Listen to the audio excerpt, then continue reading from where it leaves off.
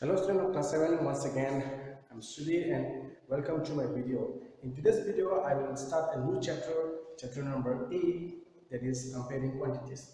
So in this chapter you will learn about comparing of two quantities. Okay, comparing means we know that there will be at least two something that we could compare them, maybe in terms of their quantities, in terms of their capacity, or in terms of their length, or maybe in terms of amount, rupees. Two persons are there, so they have some amount with them, so we can compare. One is having in terms of rupees and another is in terms of pies, and we can compare in that way. We are going to study here in this section. So first of all, what you have to know is that in comparing quantities, you have to know about the metric system of our country, means Indian metric system of these quantities, like 1 millimeters, 10 millimeters equal to 1 centimeter, 10 centimeters equal to 1 decimeter. That is called the the metric system of our country. Okay, so that you already know in the raw classes. So you know that this every quantity, every this metric system, there is a difference of 10 10 each, isn't it? So we jump and we just multiply or divide with 10 or with 100 or with thousands. That will come according to the equations. Like for example, 10 millimeter is equal to 1 centimeter. We know that, and 10 centimeter is equal to 1 decimeter. Like this, we know that, isn't it? So what if in every unit you will find that there is a difference of 10 units there. That's why it's called metric system of our country, isn't it? Then, so what happens? We know that which units are the smaller units and which are the bigger units. So like this, what happens? It starts from the smaller to the bigger. So when you go to the when you count or when you compare the quantities from small unit to bigger unit, we have to multiply. And if you want to compare from the bigger unit to small unit, if it comes from bigger unit to small unit, we have to divide. If you go down, okay, if you just try to convert the bigger unit, we multiply. Understand? And if you just try to convert in smaller units from the bigger to smaller unit, we divide. These things that we have already learned in lower classes. So here in this chapter also, some part of such type of comparisons or conversion also will be there. So this part we have already know that, and later the next part or next topic of the lesson that we can discuss is that about the comparison in terms of ratios and proportions, or in terms of say prices. Okay, like cost price, selling price, profit, loss are there. So this all are included in the comparison of the quantities. You know that about the profit loss already in the lower classes, but here you will study a little more about this profit and loss also. So let us discuss about the ratio. So ratio is also another method of comparison of the quantities given. Okay. So ratio. You know what is ratio? Yes. Ratio. So ratio, for example, 3 is to 1. 3 is to 1. So this we read as 3 is to 1. Okay, 3 is to 1. 1 and right in figure. 3 is to 1, and this will be. See, in ratio, see, very simple way you can understand the ratio. For example, every fraction can be written as a ratio. For example, this 3 by 1. Now we are written as it, here 3 is to 1. Or 1 by 3, we can written as 1 is to 3. So like this, we can convert the fraction into ratio, and now as a reverse of this, you can convert the ratio in terms of fractions. Okay, so what I like to tell you is that whatever you have studied about the fraction, comparing the fraction, equivalent fraction, or like fraction or unlike fraction, all these logics or idea can be can be implies or can be used in the method of comparison in ratios. For example, you see here 3 is to 1. 3 is to 1 can be written as 3 by 1. Okay, and then you can just uh, apply all the idea of the fractions, whatever you know about the fractions. Okay, clear? So wherever a sort of questions or type of questions are coming here, which is relying on or refer on the comparison of this ratio, then you just remind struck that ratio can convert into, or ratio can be rewrite into the form of fraction, and then you can carry on to find out the equivalent ratio or to find out the this one, percentage of the ratio. So ratio, again, what happened? Once we know that ratio can rewrite in terms of fraction, then you know that a fraction can be converted into the percentage, isn't it? So what is meant by the percentage? What is meant by the percentage? Percentage, you know that percentage is something out of 100, isn't it? Yes. Percentage means something out of 100. Out of 100. Something out of 100 is called percentage. Okay, percentage. For example, this, if you want to find out that 3 by 1 is the percentage. Okay, so what you have to do is that you have to multiply with 100, isn't it? 100%, for example, isn't it? Then you know that this is 300%, that is unit. Okay, but another way is there, for example, 3 percentage of this part and percentage of this another part. These are called the part, or we can say that yeah, part of the ratio. 3 part, 1 part. Okay. So suppose 3 by 4 you get it, and another one is 1 by 4. So from where this 4 comes in, you see 3 plus 1 is 4. So together, if we count that, we get 4, isn't it? So this is the whole part of the ratio. Okay, whole part of the ratio. You know that the fraction is part of the whole. So the whole part will be 4. How we get the 4 here is that 3 plus 1 is 4. So we can convert this into percentage. Okay, percentage, and then you see here, this is 24 here. The 24 3 how much we get here? 24 is 12, then 72. So this is 72%. If the 72%, and then this will be 28%.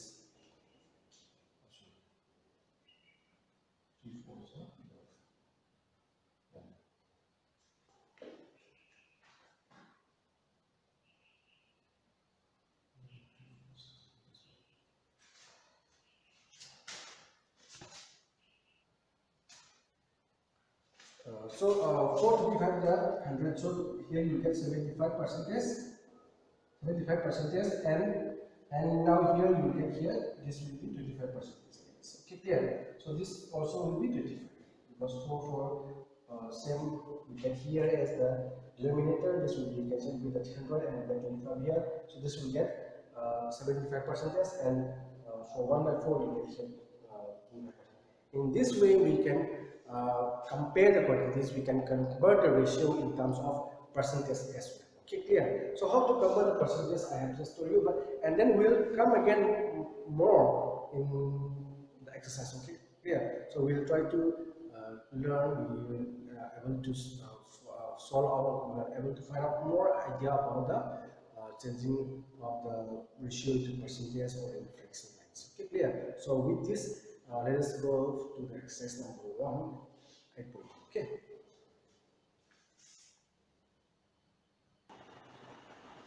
So hello student, here we have question number 1 of exercise 8.1. Okay. In exercise 8.1, it is asking you to find the ratio of the given quantities. For example, here rupees 5 and 50 paise. Here be 30 days and 36 hours. Okay.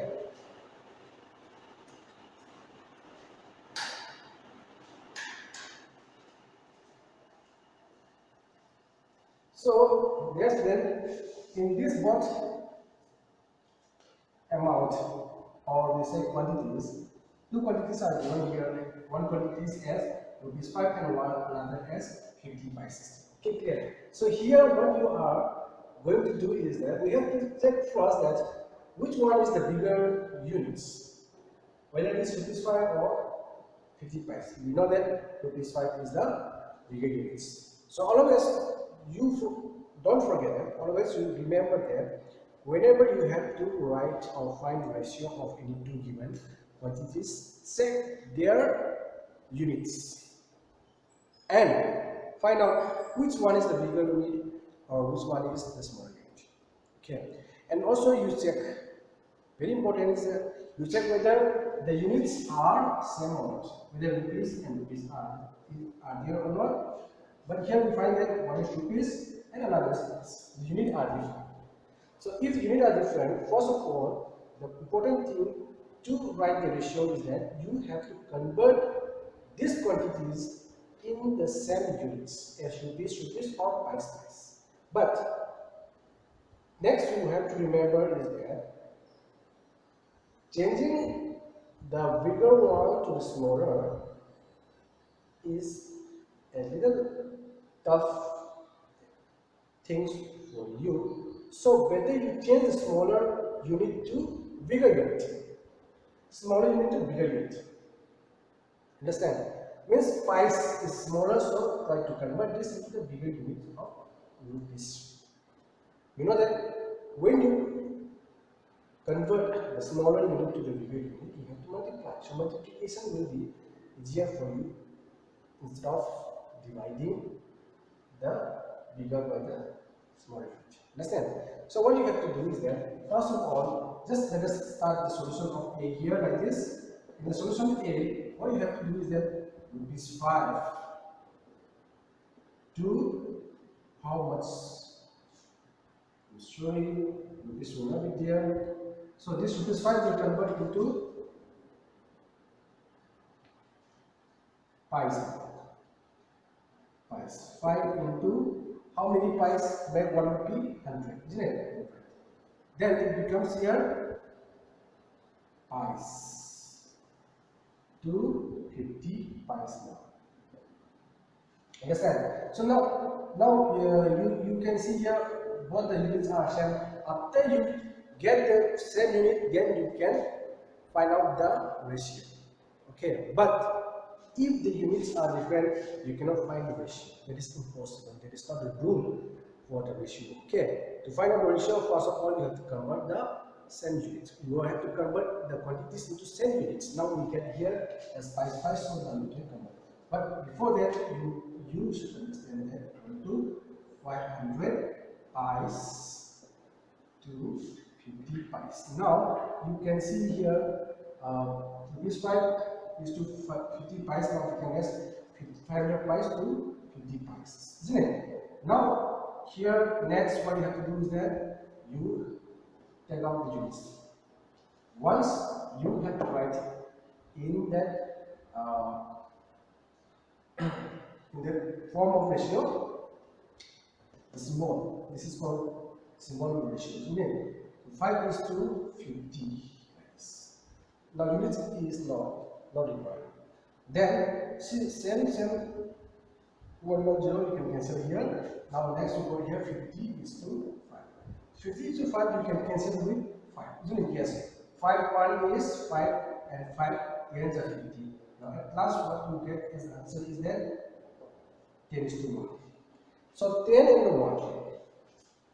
10 and 1 is called the lowest form or simplest form of these two numbers, 5 and 50, because 5 and 50 can be divided by a common factor, isn't it? So therefore, whatever this is called the simplest form, this simplest form, when you get the simplest form, then you can write in the form ratio and there is the answer. Means when the terms are no more divisible by any other common factors, then the answer is 3. Okay, but till up to here, you can find that these terms are able to divide by a common factor. That means you have to proceed again for another steps, isn't it? In this step, you find that the terms are or the numbers are not able to divide by any common factors other than 1, isn't it? Then it is the answer. Okay, so now we get here 10 is to 1. So 10 is to 1 is the ratio of the given question here, which is 5 is to 50 plus. Okay, so this is now. Let us go to the next question. We have the next question as 30 days and 36 hours. Now here is day and here is hours. So the two units are different units, so we cannot just write them in the form of ratio. First of all, what we have to do, we have to convert into the same units. Okay, so which one will convert to which unit? Then you have to know that bigger one should be converted to smaller unit. Which one is the small unit here? Our one is the small unit. Day is the bigger unit. So this 30 days you can try to convert into the hours. So that means in the solution, next step, what you have to get is that equal to 30 into. So my dear students, see in solution. So the two units are here, the as days and hours. So they are different units. So we have to convert them into the same unit first, isn't it? So then I just wrote this here 30 days as 30 into 24 hours. Means I convert this days into hours and 36 hours as it is. Okay. So now we can here hours as a same unit. Now we can go for the ratio. Means we can write the ratio of these two quantities now. When the quantities are having same units, then we can write the ratio, otherwise not. Okay. Then next, you see here 30 to 24 is 72 hours and here 36 hours. So after you got as the same unit, then we can go for writing the ratio. So when we write it in the form of ratio, that means with the symbol of the ratio, then these units are not required. Take out the units. Okay, only the numbers required. Clear? Means term 72 and 36, isn't it? So this 72 and 36 can be divided by a common factor, is 36. 36 1 36 and 36 2 are 72. Then means we are getting here 2 is to 1. 2 is to 1 is the ratio of the given question B, that is 30 days to 36 hours. Clear? So like this we write the ratio of the given question. So like this, please try to understand more by doing the rest of the other two questions. There are C and D is there in your book. So please try the C and D. If you have any doubt, please let me know it and we'll discuss on the doubt again in the other time we have this interactive classes. Clear? So here are the answers for A and B of question number 1. It is find the ratio, isn't it? So C and D is yours. Now let's go to the next question number 2. Okay.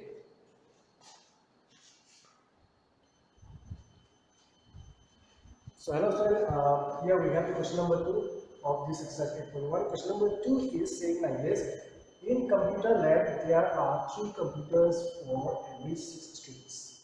See, that might be impossible for a school to give 1 computer for every student, isn't it? So in a computer 3 or 2 can be grouped their student to operate their computer in a lab, isn't it? In that way, so 3 computers are there for 6 students. Okay, clear? And the question is asking you how many computers would you require for 24 students? Now 24, yeah. See, actually, you can do one thing here. There are many ways of solving this questions. One is called unitary methods, okay, and one is called ratio and proportions. Understand? And another is trial and error method also here, that you just make a kind of equation then. Okay, in ratio and proportion also you will follow some idea of the equation. Don't worry for that. So here, if you follow that unitary method, you will get that half computer of student. 1 by 2 computer is half computer of student, because you know that from here we can define that 1 computer for 2 students will be, isn't it? So 1 student will be getting half computer. So for 24 you multiply with the half, and 24 you will get half computer means for 24 students. Half computer means very clustered and must be unusual sound to say half computer first. So okay, that will be, but according to the question we have to do, isn't it? So for unitary method, you get half computer for 1 student. If you get a computer for 1 student, you can get computers for 24 students, isn't it? You will multiply how much computer for a student, isn't it? It means half, 1 by 2, 1 by 2, 24, you get 12 computers. Okay, but I want to show this in terms of ratio and proportion, because we have already started with ratio, so better we follow another very close method of the question number 1. That is ratio. We finish. No, let us come to the proportion. Okay, you have learned about the proportion, ratio and proportion. Let us see how we can find out the ratio and the proportions. By ratio and proportion, okay, you can just write it by the rule of proportion or proportionality rules. We can say that, or proportion, we can say that portion. Okay, we have what we have to see here. We have 3 computers. Okay, 3 computers for 6 students, isn't it? 3 computers for 6 students will must equal to how much computer? X computer for 24 students. Number of computer, we take 3 here, but here we take X, because why you know? Let us write one more sentence. Okay, before this we will understand more. By the question we have that let x be the number of computers for 24 students. But for 6 students we have, isn't it? That means 3 is to 6. 3 computer, 6 students. 3 is to 6, isn't it? Will equal x computer for 24 students. So this is for 3 is to 6 equal to x is to 24 is set by the rule of proportion or proportionality rules. Keep clear. So by proportion we get that 3 is to 6 equal to x is to 24, and this we can write, and this by the rules of proportion.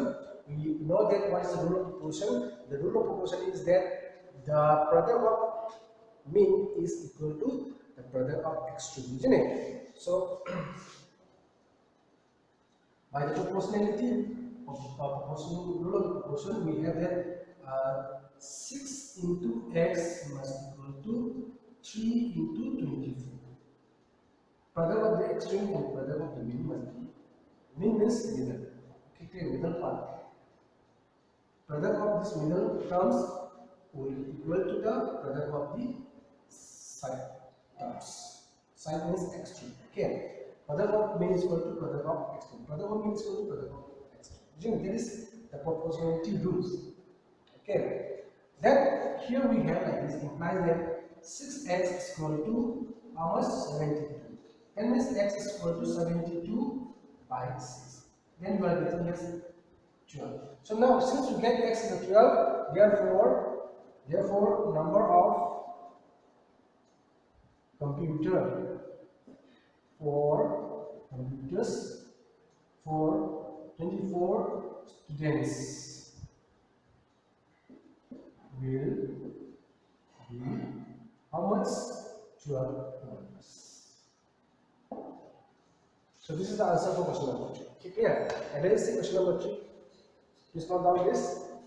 And if you have any doubts, please you can call me, or you can just put one message to my personal number. Okay. So with this, let's go to the next question. Question number 3. So hello student, next question is question number 3, and question number 3 is asking you about how much population of the 2 places. Okay, and we are going to find out which place is most populated. Most populated means in a particular given area, how much population is found there is called a populated area. Okay, more. If suppose for example here you see population per kilometer square. In 1 kilometer square of that area, how many people can find there in a place? That place will be the populated place. Then we are going to find out in question number 1. Okay, yeah. But here in question number here, total population of the Rajasthan. This is total population of Rajasthan is 570 lakhs, and for the UP it is 1660 lakhs, and the area of the Rajasthan is 3 lakhs kilometers square, and for UP is 2 lakhs kilometers square. Clear? The area given here and population. And the question number 1 is asking you to find out the population per per kilometer square, in 1 kilometer square. This is the total 3 lakhs, isn't it? 3 lakhs. Okay, clear. So now what we are going to do is that this total population in lakhs will be divided by the total area in lakhs. 3 lakhs. But 70 lakhs, isn't it? So first 70 lakhs will be divided by 3. For example, population per kilometer square of Rajasthan is 570 lakhs by 3 lakhs kilometer per square. Because you know that lakhs we can cancel. No need to write it. We find the same here, so we can cancel. Isn't it? Lakhs we can cancel here. For example, L is the lakhs. So lakhs we can cancel, isn't it? Then we get this 570 divided by 3 kilometer per, isn't it? Not per kilometer square. Then you are getting here, you see 3 here, 3 1 is 3, isn't it? And 3 9 is 27. That means 190 per kilometer square. Means 190 people are found in each area of 1 kilometer. Means 1 kilometer square. Okay, clear? 190. But for Rajasthan, for Rajasthan we get here 190 kilometer per square, isn't it? That much of population for it. And for UP, how much you get here? You see, for UP, how much? 1660, isn't it? Divided by 2 lakhs, isn't it? Then kilometer square. Now for UP, how much we get here? You see, how much? 2. Yeah, 2, 8. Then 2, 3. That means we are getting here 830. 830, population of 830 kilometers square. 830. Now it's 190 kilometers, 190 people or 190 population. Population of 190 in a square, in a 1 kilometer square. Okay, and here 830, population of 830 in kilometer square. So in 1 square kilometer, in a not 1 square, in a kilometer square of area, which area or which place is getting more people? That is UP. That means UP is most populated area. Okay. So number 2 answer, we know that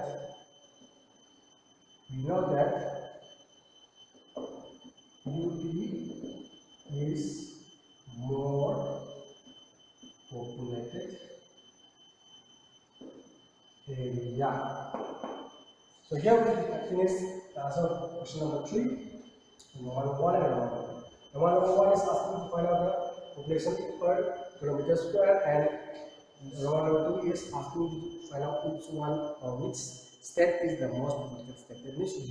Because you can find here that per kilometer square 190 is in the Rajasthan, and 830 is 830 population of 830 830 in area of 1 kilometer square in UP, isn't it? That means UP is more populated. Yeah. So here we get, you know that UP is more populated. Okay. So this is the answer for question number 3. My dear student, let's go through once again this video and try to understand how we find out the answer or solution of question number 3. And if you have any doubt, please kindly let me know. Clear? So with this, we will finish for today's sessions, and we will meet again in next video of next class. Thank you once again for watching the video. Have a good day, all of you. Bye bye.